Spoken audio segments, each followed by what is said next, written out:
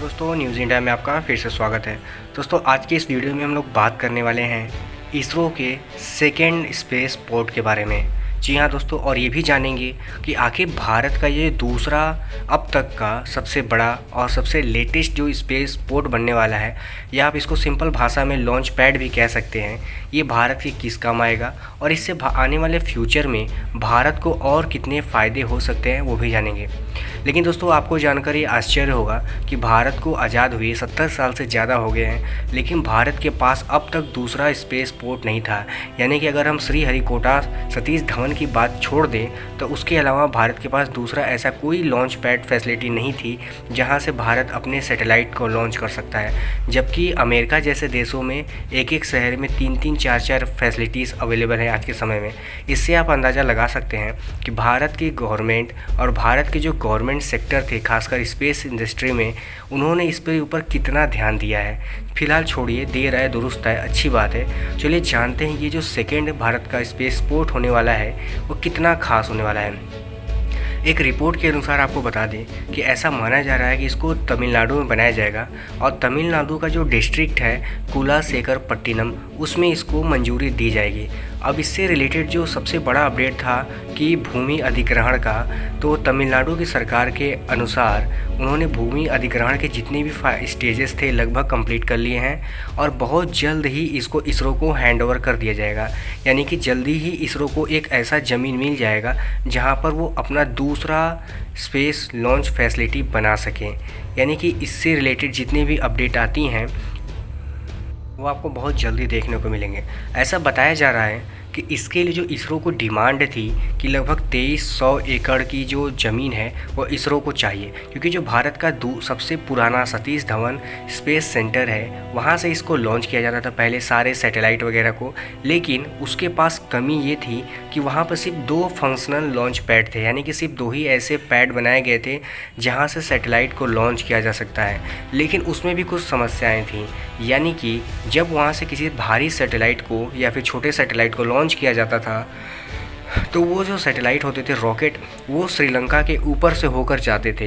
यही कारण था कि ये दूरी जो होती थी साउथ पोल में जाने की वो बढ़ जाती थी और उसके कारण जितने भी रॉकेट होते थे उनको ज़्यादा फ्यूल कैरी करना पड़ता था और इस वजह से वज़न ज़्यादा होने की वजह से उनको पेलोड जो होते हैं, जो सैटेलाइट के अंदर जो सामान रखे होते हैं, वो घटाने पड़ते थे। लेकिन अब इसरो चाहता है कि यहाँ तमिलनाडु में जो नए सैटेलाइट बनेंगे इसकी वजह से इसरो को डायरेक्ट सीधे ही साउथ पोल में लो ऑर्बिट में जाने का मौका मिलेगा। इससे इसरो के जो नए सैटेलाइट होंगे जो कि नए रॉकेट से भेजे जाएंगे SSLV, जो कि अभी डेवलपिंग फेज़ में है, वो छोटे सैटेलाइट को लॉन्च करने के लिए ही बनाया जा रहा है। अब श्रीलंका के ऊपर से न होकर जाने का ये फ़ायदा है कि छोटे सैटेलाइट डायरेक्ट अपने साउथ पोल में पहुँच जाएंगे और वहाँ पर वो अपने सैटेलाइट को बहुत आसानी से लॉन्च कर पाएंगे, क्योंकि उनकी जो पेलोड कैपेसिटी है उसको घटाने की ज़रूरत नहीं पड़ेगी, क्योंकि उनको श्रीलंका के ऊपर से जाने वाले समय और फ्यूल जो होता था वो दोनों ही बच जाएगा।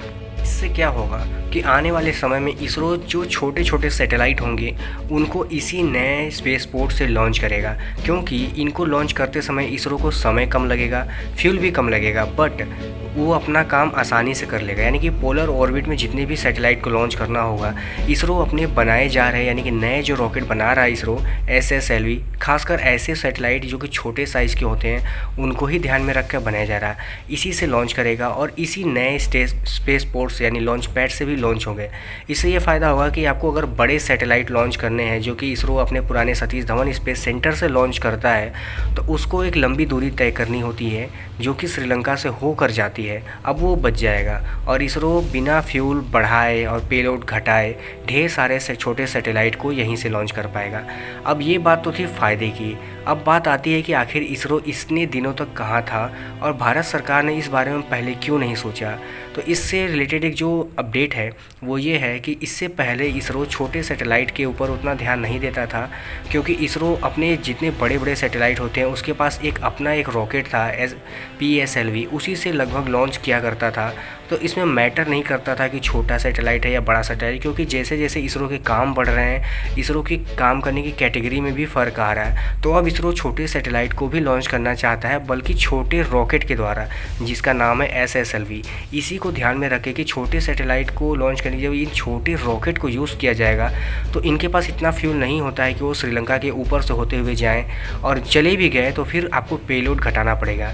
इन्हीं सब चीज़ों से बचने के लिए इस नए जो स्पेस पोर्ट है यानी लॉन्च पैड फैसिलिटी है, इसको बनाया जा रहा है। तो इससे आने वाले समय में भारत को बहुत फ़ायदे होने वाले हैं, क्योंकि भारत बहुत जल्दी कई सारे सैटेलाइट को लॉन्च कर पाएगा और उसके लिए समय बचेगा। क्योंकि जब छोटे सैटेलाइट को लॉन्च करना है तो आप सतीश धवन जैसे बड़े स्पेस लॉन्च पैड फैसिलिटी को नहीं यूज़ करना चाहेंगे, क्योंकि वहाँ से बड़े मिशंस को अंजाम दिया जाता है। उम्मीद है दोस्तों कि इंडिया आने वाले समय में ऐसे और लॉन्च पैड बनाएगा ताकि और ज़्यादा सैटेलाइट को लॉन्च कर सके। आपको क्या लगता है, भारत का जो सेकेंड लार्जेस्ट और लेटेस्ट स्पेस पोर्ट है, ये भारत के कितने काम आएगा, और भारत को ये काम पहले ही क्यों नहीं कर लिया भारत ने? आप ज़रूर मुझे कमेंट करके अपनी राय बताइएगा। फिलहाल इस वीडियो में इतना ही। कल मिलते हैं किसी और वीडियो में किसी और टॉपिक के साथ। तब तक के लिए धन्यवाद।